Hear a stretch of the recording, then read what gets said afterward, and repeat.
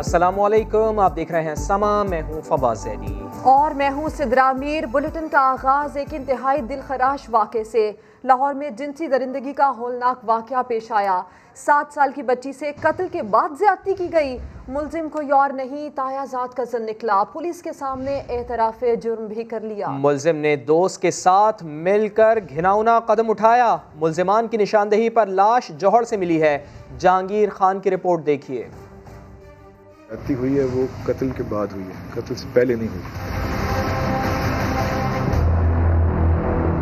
जमीन फटी न आसमान गिरा, मासूम बच्ची के साथ ऐसा जुल्म हुआ कि दिल दहल जाए, रूह कांप उठे।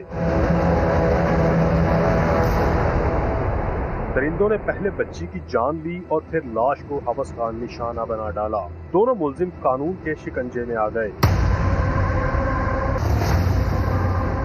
वारदात थाना सुंदर के इलाके मोहलनवाल में हुई। 7 साला बच्ची गुज़िश्ता रोज लापता हुई। शक गुजरने पर बच्ची के तायाजाद से पूछगछ की गई, जिसने वारदात का एतराफ कर लिया है। बच्ची ने 10 रुपए दिते सी, पहले 10 रुपए देने तो बाद बच्ची ने थले लै गए सन ठाड़ जाके बच्ची ने मार दिता सी। मारन तो बाद बच्ची नाले च फेंक दिता है। पुलिस ने मुलजिम को उसके दोस्त से तफ्तीश के बाद लाश करीबी जौहर से निकाल ली। DNA भी होगा, बाकी सारी चीजें भी होंगी। कन्फेशन तो उसने कर लिया और ऐसे गवाह भी मौजूद हैं जिन्होंने उसको, उस बच्ची को वहां से ले जाते देखा। पुलिस के मुताबिक मरकजी मुलजिम का साथी रिकॉर्ड याफ्ता है और पहले भी मुख्तलिफ वारदातों में मुलव्वस रहा है। कैमरामैन खुरम फयाज के साथ जहांगीर खान, समा, लाहौर। इस वाक़े पर तर्जुमान पंजाब हुकूमत कहती है मुलजिमान को किसी सूरत मुआफ नहीं किया जाएगा। बच्चों से ज्यादती के वाक़यात रोकने के लिए कवानीन ज़ेरे गौर हैं। चाहते हैं ऐसे वाक़यात में हुकूमत मुद्दई बने ताकि माफी तलाफी न हो सके। इसके ऊपर भी हम लोग ये अंडर डिस्कशन है पार्लियामेंट के अंदर कि हम ये लेजिस्लेशन करें कि जिसमें इस तरह के वाकयात की मुद्दई गवर्नमेंट को दो, ताकि ये जो माफी खिलाफी आपस में, क्योंकि मोस्टली चाइल्ड अब्यूज में, चाइल्ड रेप्स एंड मर्डर्स के अंदर फैमिली फ्रेंड्स या क्लोज के रिश्तेदार इन्वॉल्व होते हैं। अनफॉर्चुनेटली नॉट ऑल बट अक्सर औकात। लेकिन उनकी जब मुद्दईयत होगी हुकूमत की, तो ताकि किसी और ये बिल्कुल भी नाकाबिले माफी, ये गुनाह है। कसूर पत्तू की और अब लाहौर। जब तक ज्यादती के मुलजिमान को निशाने इबरत नहीं बनाना जाता, ऐसे वाकयात नहीं रुकेंगे। समाजी, मजहबी और दीगर हलकों का कहना है कि हुकूमत को सख्त से सख्त कवानीन बनाना होंगे। लाहौर में 7 साला बच्ची से कत्ल के बाद ज्यादती। सफाक दरिंदों को लगाम आखिर कब दी जाएगी? समाजी और मजहबी हलकों ने मुलजिमान को इबरतनाक सजाएं देने का मुतालबा कर दिया। स्टेडियम में ऐसे मुजरिम को इबरतनाक सजा दें, कैफर तक पहुंचाए, निस्तर पार्क में दें, सारे फैसल पर दें। हम रियासत मदीना की बात कर रहे हैं, क्यों सजाएं नाफिज की जाती हैं? हम अपनी बच्चियों की लाशें इस तरह नहीं उठा सकते। हम माएँ, हम उस वक्त तक लड़ेंगे। अगर ये समझ रहे हैं कि हम रोध होकर चुप होंगे, तो हम रोध होकर चुप नहीं होंगे। हम उस वक्त तक लड़ेंगे जब तक हम इनको कैफरे किरदार तक पहुंचा नहीं देंगे। कसूर में कत्ल होने वाली ज़ैनब के वालिद अमीन अंसारी ने कहा कि रियासत ज़ैनब वाक़े के बाद भी ऐसे वाक़यात नहीं रोक सकी। हमारी मौजूदा पार्लियामेंट, जो हमारे जितने भी नस्म था, उस तमाम सियासी पार्टियां, पार्लियामेंट नुमाइंदा, ये सबकी इज्तिमाई जिम्मेदारी है। ये कहाँ बैठे हुए हैं, ये क्या कर रहे हैं, इनकी तरजीहात क्या है? माहिर नफ्सियात डॉक्टर मुइज़ का कहना है कि अगरचे इस तरह की हरकत कोई नॉर्मल इंसान नहीं कर सकता, लेकिन सख्त सजाएं ही ऐसे वाकयात को रोक सकती हैं। फौरी इकदाम ऐसे करें कि इन लोगों को ऐसी सजा मिले जो पब्लिकली नजर आए, टेलीविजन पे दिखाई जाए लोगों को कि देखो ये सजा होती है। शुरका का कहना था कि हुकूमत को अब मुजम्मत से आगे बढ़कर अमली इकदामात करना होंगे। बेटी को कत्ल के बाद ज्यादती का निशाना बनाने वालों को सरेआम फांसी दी जाए। वालिदैन ने वजीर आला पंजाब से मुतालबा कर दिया। समा के नुमाइंदे रियाज अहमद से मजीद बात करते हैं। बताइए रियाज। जी बिल्कुल, मैं इस वक्त मोहलनवाल में उस 7 साला बच्ची जिसके साथ आज अलमनाक वाक़या पेश आया, उसके घर में मौजूद हूँ। ये मेरे साथ राइट साइड पर देख रहे हैं कि ये बच्ची का घर है जहाँ पर वो रिहाइश पजीर थी, और ये मेरी लेफ़्ट साइड पर आप मेरे में कमरा देख रहे हैं, ये वो मुलज़म है जिसका वो कमरा था जहाँ वो रिहाइश पजीर था। चूँकि ये दोनों आपस में रिश्तेदार थे। इस वक्त बच्ची का वालिद जो है वो हमारे साथ मौजूद है, उससे बात करते हैं कि वो क्या मुतालबा करता है। जी भाई, आप क्या चाहते हैं और क्या मुतालबा है आपका? सर जी, मुझे इंसाफ चाहिए। इन दोनों को फांसी लगाई जाए शरेआम चौक में। चाहे वज़ीर आला से मेरी रिक्वेस्ट है कि मुझे इंसाफ चाहिए, बाकी इस तरह महफूज रहें। जी, ये था बच्ची का वालिद जिसका ये कहना था कि वो वज़ीर आला पंजाब से अपील करते हैं, उन्हें इंसाफ चाहिए और इन दोनों मुल्ज़मान को सरेआम चौक में लटका कर फांसी दी जाए ताकि जो दूसरी बच्चियां हैं वो महफूज रह सकें। रियाज अहमद, तफसील के लिए आपका शुक्रिया। खबरों में आगे देखिए, इस्तीफे कब दोगे, साल ही बता दो। कुछ दीगर खबरें शामिल करते हैं और आपको बताते हैं कि वज़ीर आज़म इमरान खान कहते हैं कि PDM की तहरीक का कोई मुस्तक़बिल नहीं। सियासी हरीफ खूब जानते हैं इमरान खान NRO नहीं देगा। इनके कहने पर नैब कानून तब्दील कर लेते तो आज ये सड़कों पर ना होते। जमहूरियत की मजबूती इदारों की मजबूती से जुड़ी है। इस्लामाबाद से देखिए नुमाइंदा खुसूसी अब्बास शबीर की रिपोर्ट।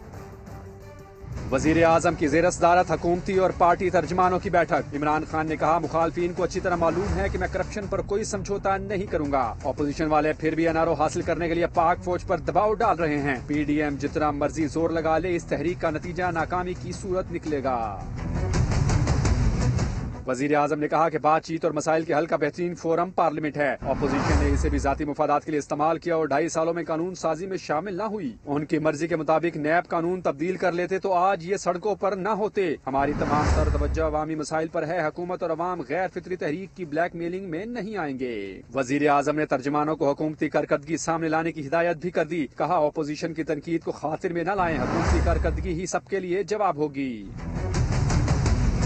वज़ीर आज़म इमरान खान और मुशीर पार्लिमानी अमूर बाबर अमान की 1-on-1 मुलाकात भी हुई। वज़ीर आज़म ने कहा, सियासत चमकाने के लिए इदारों पर उंगलियां उठाने वाले जमहूरियत के अलमबरदार नहीं हो सकते। तमाम इदारे अपने दायराकार में मुल्क की तरक्की के लिए काम कर रहे हैं।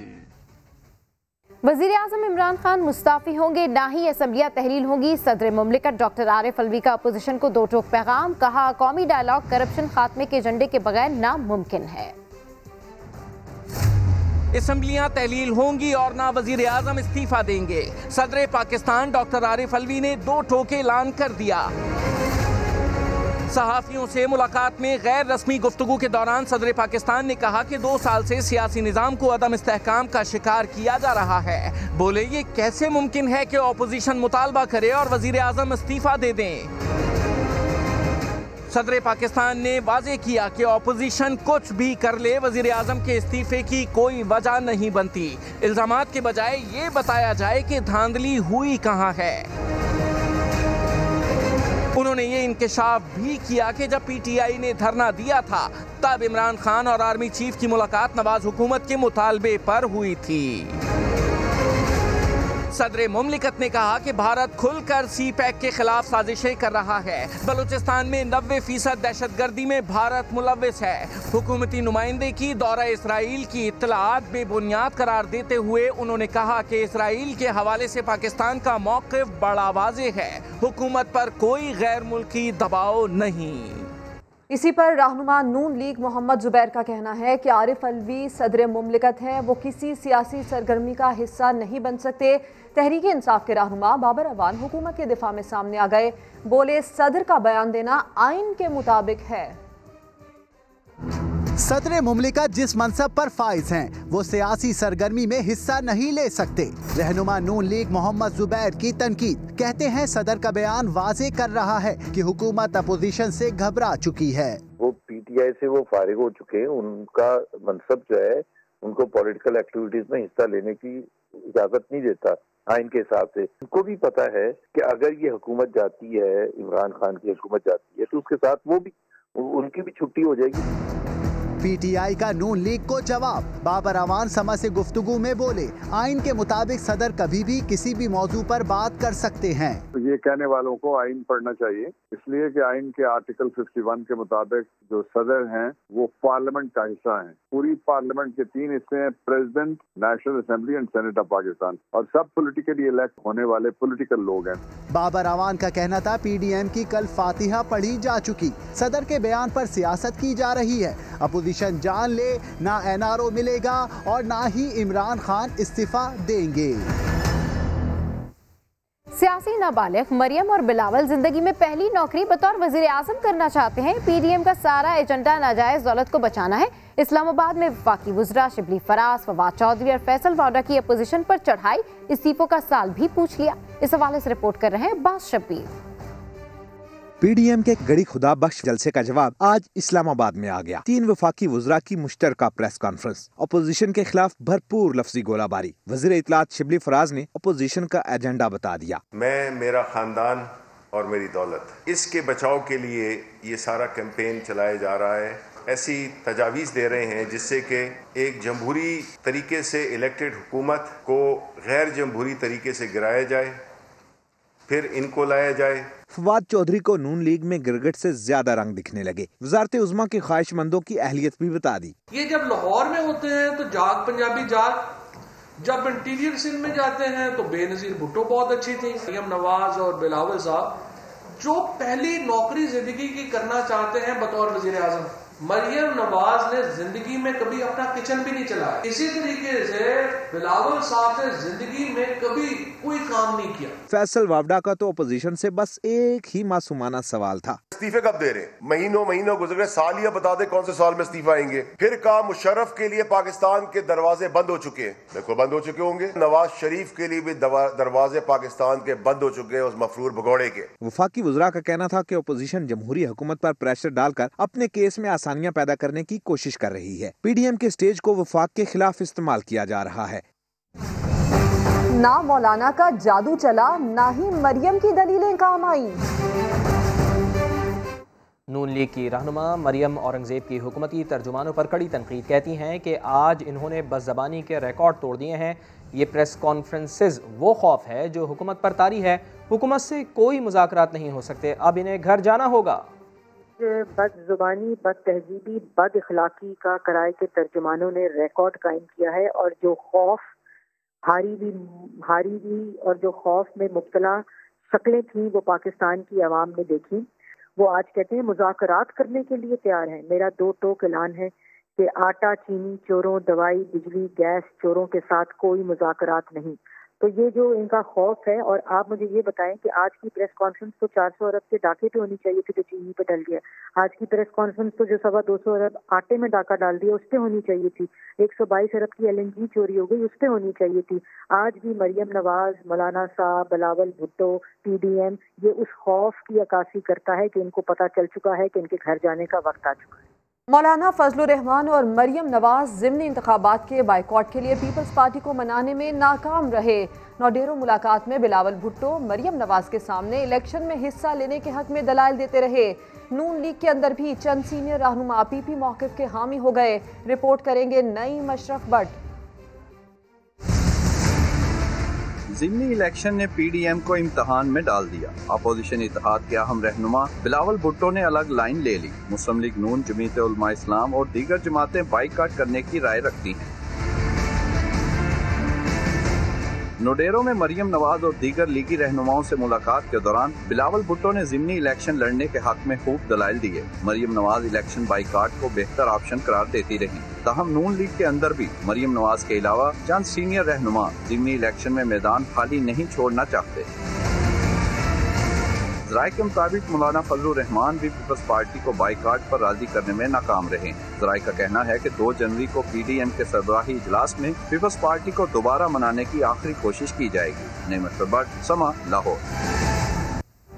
वज़ीर दाखिला शेख रशीद ने बिलावल भुट्टो को अंडर 19 का खिलाड़ी करार दे दिया। इस्लामाबाद में मीडिया से गुफ्तगू में कहा, लॉन्ग मार्च और लॉन्ग मार्च में फ़र्क होता है। आसिफ ज़रदारी जानते हैं जेल से कैसे बचना है। उनकी लड़ाई नैब से ज़्यादा इमरान खान से है। ये कह रहे हैं लॉन्ग मार्च तो मार्च हो। लॉन्ग मार्च में और लॉन्ग मार्च में फर्क होता है। कल आसिफ जरदारी साहब ने जेलों भरने की भी बात की है। जेलें भरनी होगी। पाकिस्तान के वो सियासतदान हैं जिन्होंने कैद का मोस्टली वक्त हॉस्पिटल्स में गुजारा है। उन्होंने क्रिमिनोलॉजी में PhD की हुई है। उनको बेहतर पता है कि किस तरह जेल के सख्तियों से जान छुड़ानी है। हो सकता है मैंने ये काम पहले किए हूँ। इन सब लोगों की लड़ाई इमरान खान से ज्यादा नैब के साथ है। लड़ाई ये है केस खत्म कर दें। अरबों रुपए के जो इनके अकाउंट्स थे ये कह रहे हैं कि उसको भूल जाओ। इमरान खान कोई भी फैसला कर सकता है। कल मैंने देखा है कि वहाँ बिलावल वजीर आजम के मुराद अली शाह साहब ने नारा लगाया, कुर्बान जाऊं और शाह साहब पकड़ाई भी ना दो। अगर आपने अंडर 19 के साथ ही खेलना है तो इस मुल्क के हाल पे रहम करें मुराद अली शाह साहब। ज़िया-उल-हक का क्यों नहीं नाम लेते? ये ताबेदारी इन्होंने ज़िया-उल-हक की, जूते इन्होंने ज़िया-उल-हक के साफ किए। ये ज़िया-उल-हक के पालशी और मालशी हैं और GHQ के गेट नंबर 4 की पैदावार है। पाकिस्तान की फौज अजीम फौज है, वो सियासत में ना थी, ना है, ना आएगी। मुआविन खुसूसी शहबाज गिल ने मरियम नवाज के गिलास को उम्र अयार की जंबील करार दे दिया। समा से बातचीत करते हुए कहा है कि जो गिलास हाथ में पकड़ा हुआ है उनकी सियासत इसी में डूब जानी है। मरियम नवाज जिस गिलास में पानी पीती हैं, आखिर इसकी हकीकत क्या है?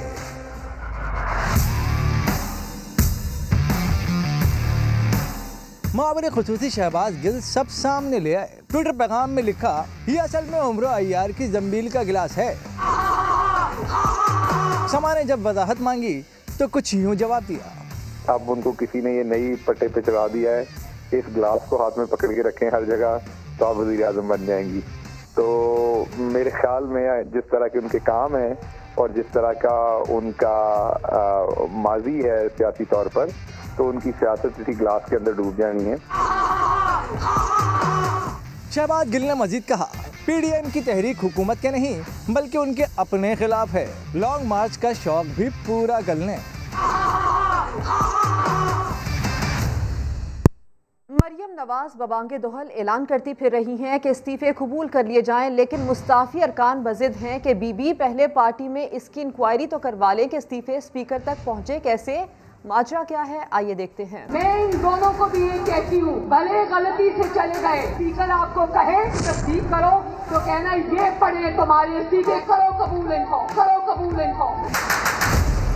मरियम नवाज ने अपने मेंबराने कौमी असम्बली का मुस्तकबिल दाव पर लगा दिया। हमने इस्तीफा कोई नहीं दिया। अब बात हुई है मुर्तज़ा जुबैदा भाई साहब से, उन्होंने भी यही कहा है कि हमने अपनी पार्टी क़यादत के पास जमा की है। अरे पहले खुददारी दिखाकर फंस गए, फिर वफादारी निभाकर फंस गए। पार्टी से भी यही कहूँगा कि इसकी पूरी इन्वेस्टिगेशन होनी चाहिए। क़यादत ने MNA सज्जाद ऐवान का मुतालबा तो माना नहीं, हाँ फैसला जरूर कर दिया है। मैं कहती हूँ स्पीकर को कि बुलाओ उन दोनों अरकान को और करो उनके इस्तीफे कबूल, करो उनके इस्तीफे कबूल। 2 दिन कबल नून लीगी MNA सज्जाद ऐवान समा को बता रहे थे कि ये जमाना शरारत का है। शरारत तो नहीं लगती कि आपके साथ शरारत हुई, आपके इस्तीफे डायरेक्ट स्पीकर को पहुंच गए? शरारत ही हो सकती है, ये दौर ही शरारत का है। करो उनके इस्तीफे कबूल। हम तो 2-2.5 साल से शरारत ही देख रहे हैं। करो उनके इस्तीफे कबूल। क्या वाकई नून लीगी MNA के साथ शरारत हो गई? भले ही वो शरारत से किसी ने इस्तीफे वहाँ भेज दिए हो, शरारत ही हो सकती है। मैं कहती हूँ स्पीकर को कि बुलाओ उन दोनों अरकान को और करो उनके इस्तीफे कबूल। गलती से नहीं किया, ये जेलसाजी से किया, पहले तो जेलसाजी को निकाब किया जाए। करो उनके इस्तीफे कबूल। लीगी MNA को रह रह कर ये शेर याद आ रहा होगा, देखा जो तीर खा के कमी कहा की तरफ, अपने ही दोस्तों से मुलाकात हो गई। खबरों में आगे देखिए, विलायती कपकपी। कराची में फिर मजदूर जान से गए। शेरशाह केमिकल गोदाम में ज़ेरे तामीर टैंक की दीवार गिर गई, 3 मजदूर जाँ बहक और 2 जख्मी हो गए। इस हवाले से रिपोर्ट कर रहे हैं आमिर मजीद।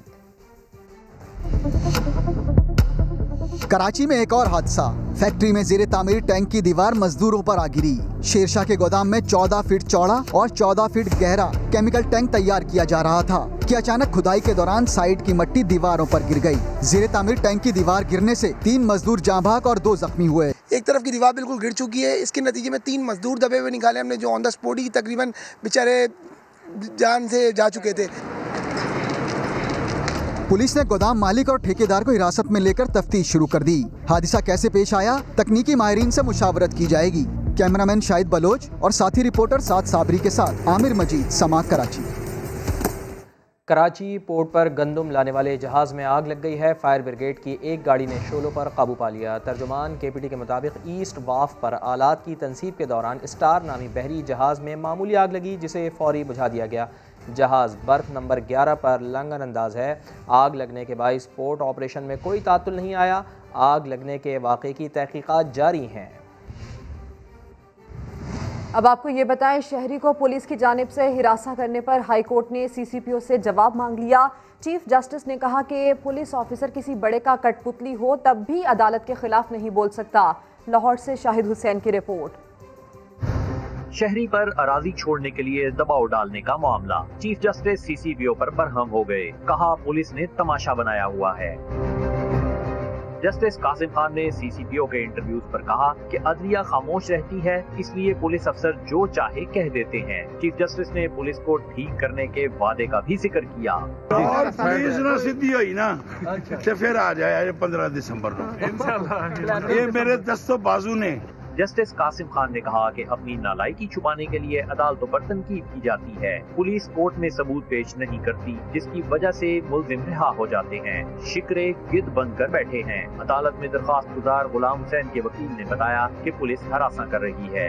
CCPO साहब, SP साहब और ये जो पुलिस की जो सारी हाई अप्स हैं, ये बेसिकली हरास कर रहे हैं कि ये प्रॉपर्टी को वेकेट किया जाए और इसको हमारे कब्जे में दिया जाए। अदालत ने एडवोकेट जनरल को CCPO के इंटरव्यूज का जायजा लेकर कार्रवाई करने की हिदायत कर दी। शहरी को हरासा करने के मामले पर पुलिस से जवाब तलब कर दिया गया है। कैमरामैन लियाकत रशीद के साथ शाहिद हुसैन।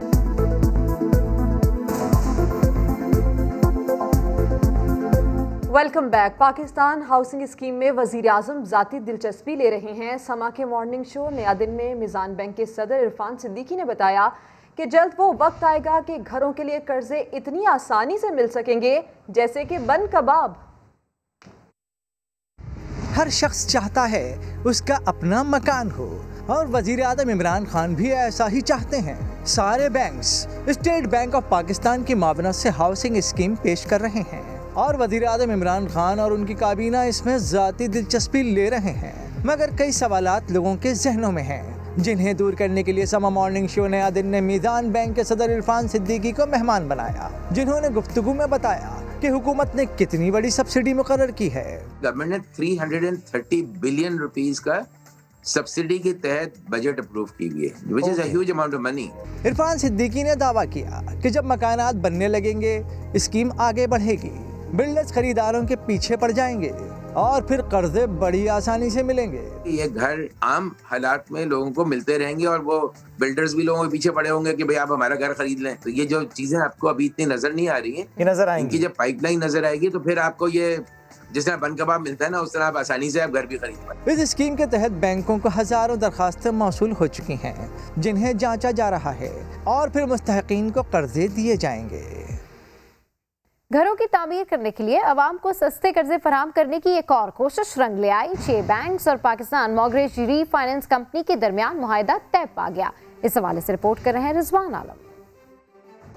पाकिस्तान में घरों की तामीर के लिए सस्ते कर्जों की फराहमी। 6 बैंकों और पाकिस्तान मॉर्गेज रीफाइनेंस कंपनी के दरमियान रिस्क कवरेज का 10 साला मुआहदा तय पा गया।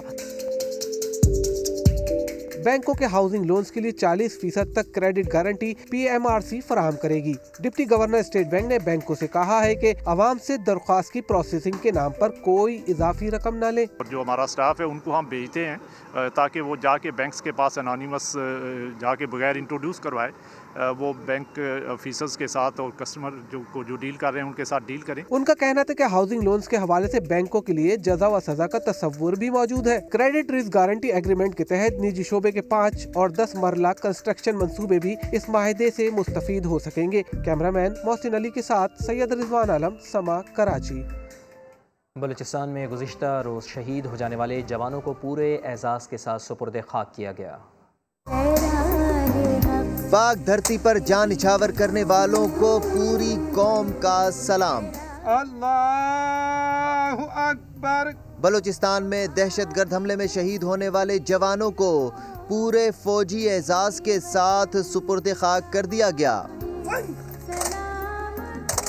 FC के नायब सूबेदार गुलजार की नमाज जनाजा मियांवाली के इलाके टोला मंगली कालाबाग में अदा की गई। शहीद की कब्र पर सदर और आर्मी चीफ की जानिब से फूलों की चादर चढ़ाई गई।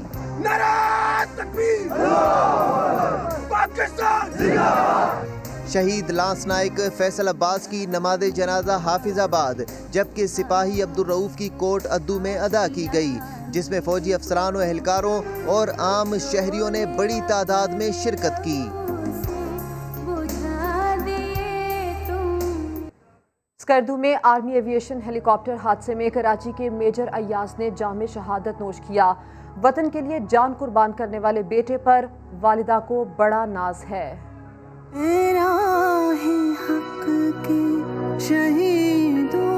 अस्तोर में पाकिस्तान आर्मी एविएशन के हेलीकॉप्टर को हादसा, शहीदों में कराची से ताल्लुक रखने वाले मेजर अयाज भी शामिल थे। मेजर अयाज को गडाफ के कब्रिस्तान में सुपुर्द खाक कर दिया गया। नमाज जनाजा में core commander Karachi lieutenant general Nadeem Ahmed Anjum समेत शहीद के अहले खाना और दीगर अफराद ने शिरकत की। शहीद मेजर की वालिदा को अपने बेटे पर फख्र है कि उसने मुल्क के लिए जान का नजराना पेश किया। मेरे बेटे शहीद हुए हैं, मुझसे जुदा हो गए, लेकिन मेरे साथ है। मैं फख्र करती हूँ कि वो पाकिस्तान की कुर्बान। मेजर अयाज की 2013 में शादी हुई थी। 3 बच्चे हैं, एक बेटी है और 2 बेटे। बेटे तो माशाल्लाह से उनके भी इतने बड़े नहीं, लेकिन उनके जो सबसे बड़े बेटे हैं वो अल्हम्दुलिल्लाह उनकी उसमें बिल्कुल उनकी अक्कासी नजर आती है। रिश्तेदारों की बड़ी तादाद शहीद मेजर अयाज के घर पहुंची और फातह खानी की। इस्लामाबाद में डाकुओं की दीदा दिलेरी आम शहरियों नहीं बल्कि बाबर I-9 में मोटरसाइकिल सवार डाकुओं ने ड्यूटी से घर वापस जाते सब इंस्पेक्टर को रोकने की कोशिश की, ना रुकने पर फायरिंग कर दी। मुल्जिमान जख्मी एहलकार की सरकारी पिस्तौल और नकदी भी छीनकर फरार हो गए। कराची में साइबेरियन हवाएं चलने से मौसम मजीद सर्द हो गया है। मुल्क के बालाई इलाके भी ठंड की लपेट में है। मौसम सरमा दिसंबर के आखिरी दिनों में अपने रंग दिखाने लगा। मुल्क के बालाई इलाकों में बर्फबारी के बाद ठंडी हवाएं चलने से दर्जा हरारत नुक्ता इंजमाज से गिर गया। बलूचिस्तान और गिलगित बल्तिस्तान इन दिनों शदीद सर्दी की लपेट में हैं। कल्लात का दर्जा हरारत -9, कोयटा -8, स्कर्दू -6, पारा चनार -5 और दालबंदीन में -3 डिग्री रिकॉर्ड किया गया। कराची में साले नौ का इस्तकबाल करने के लिए तेज साइबेरियन हवाएं चल पड़ी हैं। शहर का दर्जा हरारत 12 डिग्री सेंटीग्रेड रहा। तो कराची वालों तैयारी कर लो, साइबेरियन एक्सप्रेस चल पड़ी है। कल से मज़ीद ठंड पड़ेगी तो एहतियात ज़रूरी है। गर्म कपड़े निकाल लिए जाएं क्योंकि अब कराची ने बिलाखिर सर्दी का सामना करना है और सर्दी अब बिलाखिर कराची पहुंच ही चुकी है। महकमा मौसमियात का इस हवाले से क्या बताना है वो भी आपको दिखाते हैं। इस टाइम कराची और पाकिस्तान के ऑलमोस्ट तमाम इलाकों के टेम्परेचर नॉर्मल से कम है और ये जो आने वाला हफ्ता है ये सर्दी की शिद्दत में इजाफा होगा। स्पेशली अगर हम कराची या सिंध की बात करें तो कराची का टेम्परेचर मिनिमम जो है वो कल 12 था, लेकिन एक्सपेक्टेड है कि आज रात को वो टेम्परेचर सिंगल डिजिट हो जाएगा और ये सिचुएशन इसी तरह चलती रहेगी ऑलमोस्ट एक वीक। कराची में आने वाले हफ्ता 10 दिन तक तो कोई ऐसा वेदर सिस्टम मौजूद नहीं है जिसकी वजह से रेन हो। ज़ियारत की बर्फबारी और कोयटा का ठंडा मौसम एंजॉय करने के लिए कराची वालों की बड़ी तादाद कोयटा पहुंच गई। इस हवाले से रिपोर्ट कर रहे हैं नूरुल आरफीन। चारों अतराफ से स्नोबर के जंगलात में ढकी खूबसूरत वादी ज़ियारत में बर्फबारी देखने के लिए कराची समेत मुल्क के मुख्तलिफ शहरों से सयाह दिलफरेब वादी पहुंच गए। हम कराची से आए, ज़ियारत स्पेशली आए हैं, बर्फबारी देखने के लिए आए हैं, यहाँ पे बहुत एंजॉय कर रहे हैं। ज़ियारत के साथ साथ कोयटा में भी सयाहों का रश बढ़ गया। सयाह कहते हैं बलूचिस्तान के हसीन नज़ारों का अपना ही लुत्फ है। मरीज चाहते हैं तो काफ़ी वो एक्सपेंसिव है और दूर भी है और कोयटा आने के लिए मतलब सस्ता भी है और नज़दीक भी है। शहर में सयाहों का इतना रश बढ़ा कि होटलों में गुंजाइश खत्म हो गई। कोयटा में तो होटल की जगह ही नहीं मिल रहे और बहुत ज़्यादा रश हुआ है, बिलखसूस सिंध के लोग बहुत ज़्यादा आए हुए हैं। बैरून सूबे से आए मेहमानों की वजह से शहर के बाजारों में भी रौनक लग गई। कराची समेत मुल्क के दीगर हिस्सों से आए सयाहों ने दिलफरेब वादी की खूबसूरती में और भी इजाफा कर दिया। कैमरामैन जुनैद अकबर के साथ नूरुल आरफीन, सामा, कोयटा। दीगर खबरें शामिल करते हुए बात करते हैं नथिया गली की, जिसकी सफेद जमीन देखने सयाहों का रश लग गया। बर्फ की ढलानों पर ट्यूब के जरिए स्लाइडिंग ने मजा दोबाला कर दिया। इस हवाले से रिपोर्ट कर रहे हैं आतिफ कयूम।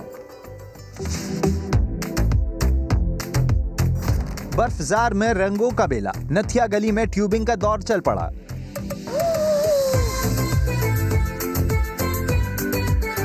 बर्फ की ढलानों पर ट्यूब के जरिए स्लाइडिंग, सयाहों को नई तफरी मिल गई और ये सारी मेहनत है 23 साल के उस्मान की। यहाँ पर दिसंबर के ऑनवर्ड जो बर्फबारी शुरू हो जाती है, तो फिर बर्फ जब पड़ती है तो हम सुबह सुबह आकर यहाँ पर ट्रैक बनाते हैं ये स्नो ट्यूबिंग के लिए, जैसे कि आपको मेरे पीछे नजर आ रहा है। तो इस पर हम लोगों को फिर स्नो ट्यूबिंग कराते हैं। जिप लाइन का लुत्फ उठाया जा रहा है तो बच्चे भी झूलों का पीछा नहीं छोड़ रहे। सेल्फियों का दौर है, भंगड़ों पर जोर है। मज़ा आ रहा है और यहाँ पे हम लोगों ने काफ़ी झूले वगैरह लिए हैं, जैसे स्लाइडिंग, जिप लाइन, वैसे बहुत ज़्यादा मज़ा आ रहा है हम लोग को यहाँ पे। बहुत अच्छा प्लीजेंट इन्वायरमेंट है और हर कोई एंजॉय कर रहा है। इवन कि मैंने भी बच्चों के साथ जंपिंग भी की है और स्लाइडिंग भी की। मैंने बहुत एंजॉय किया है, मैंने जिप लाइन भी किया है और मैंने ट्यूबिंग भी की है और मुझे बहुत मज़ा आ रहा है नथिया गली में आके और मैं बहुत एंजॉय कर रही हूँ। मैं नेक्स्ट ईयर फिर इंशाल्लाह आऊँगी। आसमान से बरसते सफेद जादू ने गलियात का हुस्न ऐसा निखारा है कि सयाहों का वापस जाने का कोई मूड नहीं। आतिफ पयूम, समा, एबटाबाद। खबरों की अपडेट्स के लिए आप विजिट कीजिए sama.tv। इसके अलावा आप हमें फेसबुक और ट्विटर पर भी ज्वाइन कर सकते हैं। एक ब्रेक के बाद दोबारा हाजिर होंगे हेडलाइंस के साथ। आप देखते रहिए समा।